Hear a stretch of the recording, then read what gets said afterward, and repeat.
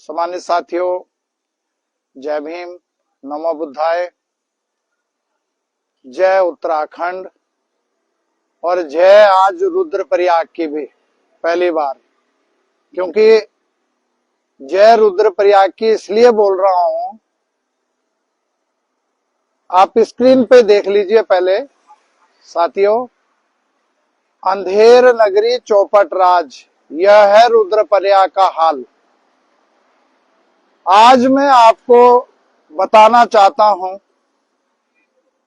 आज हम लोग संवैधानिक दायरे से जो संवैधानिक अधिकार है उस दायरे से बस एक कदम दूर है, जो एक गरीब के पास में संवैधानिक अधिकार प्राप्त करने के लिए जो फंडामेंटल राइट्स है, जो संवैधानिक व्यवस्था है, उसमें धरने, प्रदर्शन, बहुत सारी चीजें हैं, उग्र आंदोलन, पता नहीं लोगों ने क्या क्या नाम दिए हैं, वो सब मेरे साथ नहीं चलता है। ये उग्र आंदोलन, ये भाषा हमारी नहीं है। हमारी भाषा है शांतिपूर्ण आंदोलन, जो संवैधानिक भाषा है। शांतिपूर्ण आंदोलन में क्या क्या चीजें होती है। आज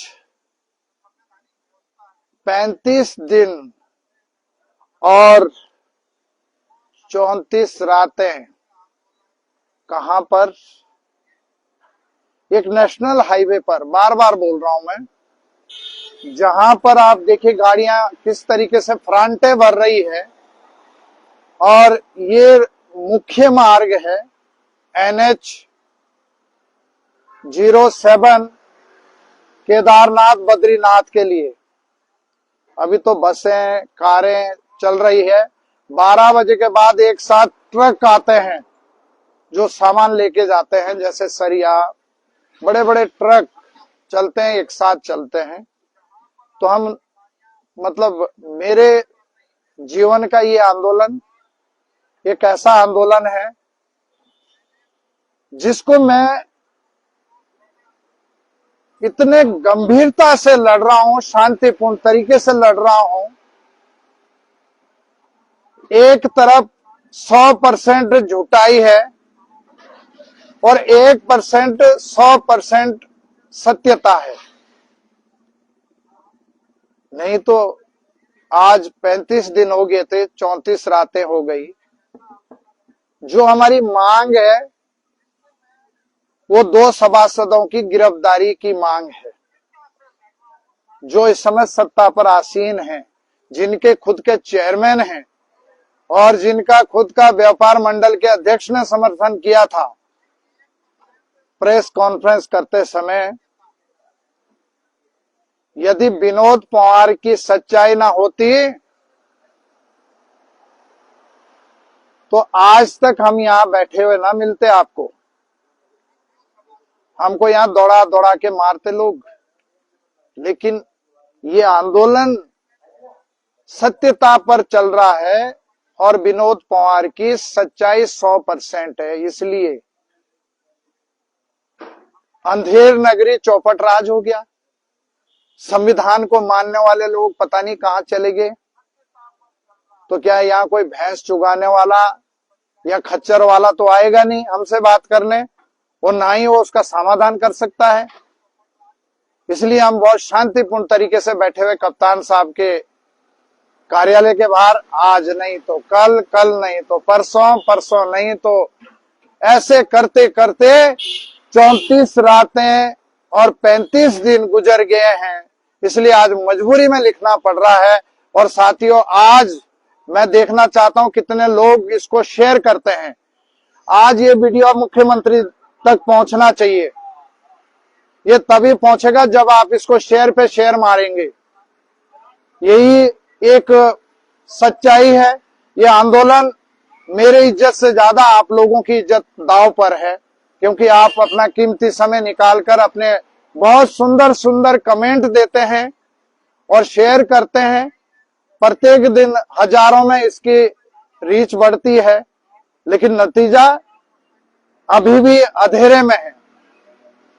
मैं बार बार कह रहा हूं, ये आंदोलन 100% सच्चे है अगर सच ना होता, जिस थाना अध्यक्ष ने विनोद पवार को बिगर टिकट का जेल भेजा, फिर उस थाना अध्यक्ष आज भी अगस्त मुनि में थाना अध्यक्ष बन के बैठा होता। लेकिन जब जांच हुई, मैं धन्यवाद करना चाहता हूं डीजीपी साहब को, जिन्होंने तत्काल उनको वहां से हटाया। ये मुझे एक एक चीज का पता है साथियों। ऐसा नहीं है कि हम यहाँ हाथ पर हाथ धर के बैठे हुए नेशनल हाईवे पे, हमें एक एक चीजें सामने आ रही, फिल्टर होके आ रही हमारे पास में, और उसके बाद हम लोग एक दिन ब्रेक करके दूसरे दिन आपके बीच में एक एक तथ्य रखते हैं। आज मैं ये बात क्यों कह रहा हूं? अंधेर नगरी चौपट राज और ये है रुद्रप्रयाग का हाल।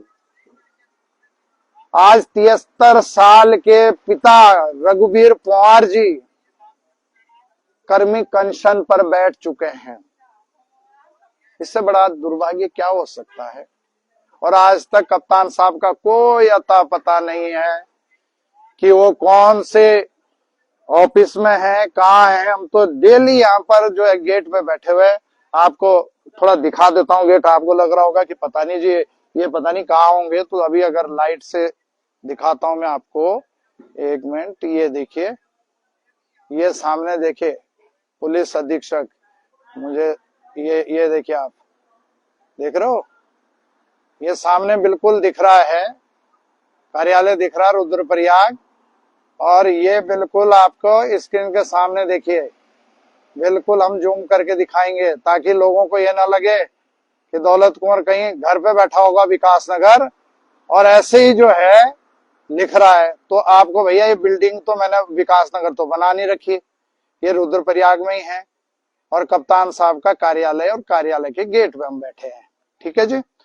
और ये सामने जो है पोस्ट ऑफिस है, और इसके ऊपर वो जो लाइट पुलिस ने बंद करी थी ये भी अब जलनी शुरू हो गई। और ये जो टेंट है ये हमारे कैप्टन पैरामिलिट्री के रिटायर्ड गणेश कुमार जी की देन है, जिस वजह से हम बच रहे हैं। गणेश कुमार बिल्कुल यहाँ पे, मैं थोड़ा सा कैमरा नीचे करूंगा, ये कंबल ओढ़ के लेट चुके हैं, और रघुवीर पवार जी को आगे देखेंगे आप बिल्कुल लास्ट में कंबल के अंदर। और ये नेशनल हाईवे पे गाड़ियों के फरांटे आ रहे हैं। साथियों, नेशनल हाईवे पे जीवन हथेली पर रखना और यहाँ पर सोना बराबर है। वैसे भी आप लोगों को ये भली भांति मालूम है, सुबह ही छीन ली गई थी और ऋषिकेश से ही वो बाय बाय टाटा वापस चले गए। पुलिस लाइन गई या कहाँ गया वो सुरक्षा कर्मी, मुझे कोई फर्क नहीं पड़ता। फर्क उसको पड़ता है जो मरने से डरता हो। मैं तो कफन बांध के चलने वाला व्यक्ति हूं और इसलिए बैठा भी हूं यहाँ पे। इसको इतना शेयर कर दीजिए आप बस केवल कि यदि 73 वर्षीय रघुवीर पवार को एक दुखी पिता को दुखी किया, तो अब वो अभी तो आपने उसकी वानगी देखी है जो रैली यहाँ पर निकली थी। अब तो कल से इशारा हो जाएगा और परसों से देखना आप मुख्यमंत्री के पुतले कहां कहां फूके जाएंगे। इसलिए साथियों, मेरी आपसे हाथ जोड़कर पुनः निवेदन, मेरे लिए नहीं, मैं मरने वाला नहीं हूं इतने जल्दी, क्योंकि श्रीनगर 2018 में 38 दिन भूखा रह चुका हूं और इतने ये झेल नहीं पाएगी सरकार। अब उस समय तो मेरे पास ये सोशल मीडिया कुछ नहीं था। आज तो मैं आपसे रूबरू हो रहा हूं और आप मुझे हिम्मत देते हैं, इतनी हिम्मत देते हैं कि सुबह तक ये बहुत आगे बढ़ जाती है हमारी रीच। और ये आगे बढ़ाने का मतलब यही है कि हमारा आंदोलन अगर जिंदा है यहाँ पर, इसको कोई छेड़ नहीं सकता, छेड़ा नहीं जा रहा है, तो श्रेय आपको जा रहा है। आपको सबको नमन करता हूं मैं और धन्यवाद देता हूं। लेकिन साथियों, अब तो बर्दाश्त से बाहर हो गई ये बात। जिस तरीके से टारगेट करके एक निर्दोष को मारा गया, पहले पिटा गया और फिर उसी व्यक्ति को जेल भेजा, और जिनके साठ गांठ से, अब इसके ज्यादा और क्या सबूत चाहिए भैया? जब थाना अध्यक्ष को हटा दिया जांच के बाद, तो ये तय हो गया ना कि गुनाह हुआ है। थाना अध्यक्ष ने कोई ना कोई कोताही करी, लिपापोती करी, तो इसीलिए तो हटाए, नहीं तो वो तो मालिक थे। इसलिए कप्तान साहब को तो हम ढूंढ नहीं सकते, क्योंकि कहावत है कि तुम क्या हो, कप्तान हो, तो भैया कप्तान साहब को तो हम ढूंढ नहीं सकते। लेकिन आप लोग बस इतनी मेहरबानी कर दीजिए, इसको इतना शेयर कर दीजिए और कमेंट में जरूर लिखिए, क्योंकि बहुत सारे पुलिस के साथी भी जुड़ गए मेरे साथ में रुद्रप्रयाग के। वो मेरी एक एक जो चीजें हैं वो चेक करते रहते हैं, मैं क्या बोलता हूँ और कहाँ फंसाएं इसको हम। नोटिस जारी हो चुका है मेरे को कि दौलत कुंवर जो है जनता को भड़काता है, आप समझ रहे हैं। वो नोटिस अभी भी मेरे सर पे है।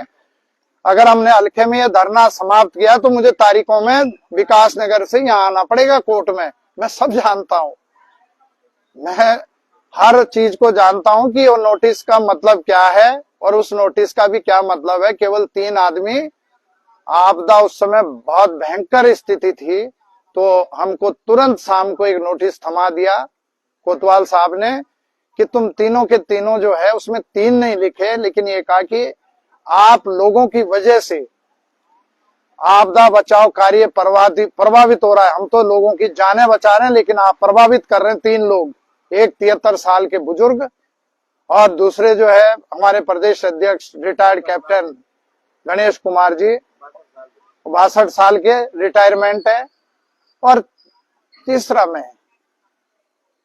इसलिए साथियों, आपसे बस यही निवेदन, अंतिम निवेदन, ये बस युद्ध का जो है, ये युद्ध है जिस युद्ध में हम बैठे हैं यहाँ पर। पहले युद्ध होता था मुगलों के टाइम, तलवारों से, भाले, हाथी घोड़ों से।